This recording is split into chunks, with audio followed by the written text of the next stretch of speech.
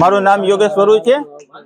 તારીખ 22 રોજ અયોધ્યા ખાતે આપણા ભગવાન શ્રી રામલલ્લાના પ્રાણ પ્રતિષ્ઠા મહોત્સવ પ્રસંગે ભારતભરની અંદર જે માહોલ ઊભો થયો છે, આ તકે કેશોદમાં પણ અમે અયોધ્યા જેવો જ માહોલ ઊભો કર્યો છે અને પટેલ મિલ વિસ્તારની અંદર અમે તમામ વેપારી ભાઈઓએ અયોધ્યા જેવો માહોલ ઊભો કર્યો છે।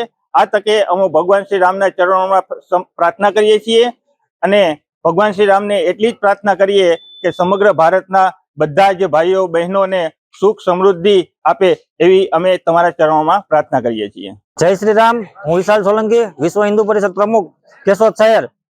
22 જાન્યુઆરીના દિવસે અયોધ્યાની અંદર ભગવાન શ્રી રામની પુનઃ પ્રાણ પ્રતિષ્ઠા થવા જઈ રહી છે।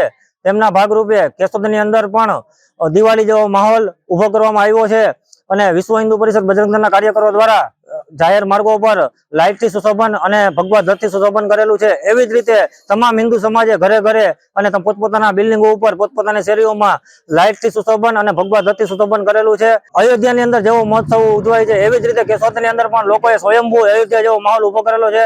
પછી આપણે બીજી દિવાળી ઉજવવા જઈ રહ્યા છે, દિવાળી જેવો માહોલ ઉભો થયો છે। એટલે એના ભાગરૂપે વિશ્વ હિન્દુ પરિષદ બજરંગ દળ દ્વારા આજે રામ મંદિર ખાતે હનુમાન ચાલીસાના પાઠ અને રામધૂનનું આયોજન કરેલું છે। એમાં બહોળી સંખ્યામાં લોકોએ લાભ લીધેલો છે। તમામ લોકોનો અમે આભાર માનીએ છીએ। આવી જ રીતે વિશ્વ હિન્દુ પરિષદના તમામ કાર્યક્રમોમાં સાથ અને સહકાર આપો એવી અપેક્ષા સાથે જય શ્રી રામ।